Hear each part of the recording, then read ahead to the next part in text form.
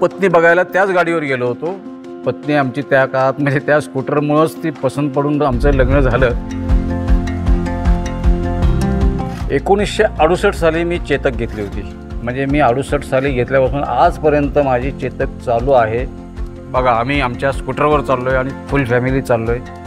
त्यामुळे लहानपणापासून आत्तापर्यंत आमच्या सर्व आठवणी या गाडीसोबतच आहेत. अशी ही चेतक आमची, ही माझी आयुष्यभराची माझी दुसरी पत्नी आहे. माझ्या मुलांनी देखील आता ही चेतकच नवीन घेतलेली आहे. सहसा मी जेव्हा फोटो काढण्यासाठी आता जातो त्यावेळी मी चेतक EV गाडी घेऊन जातो. गाडीचा डिक्की स्पेस खूप मोठा आहे आणि ज्यावेळी आपण गाडी चालवतो त्यावेळी एकदम गाडी स्मूथ चालते. व्हायब्रेशन किंवा जो नॉईज आहे तो गाडीमध्ये काही जाणवतच नाही. जसा काय काळ बदललेला आहे तसं चेतकमध्ये पण बदल झालेत आणि आम्हाला अभिमान वाटतो.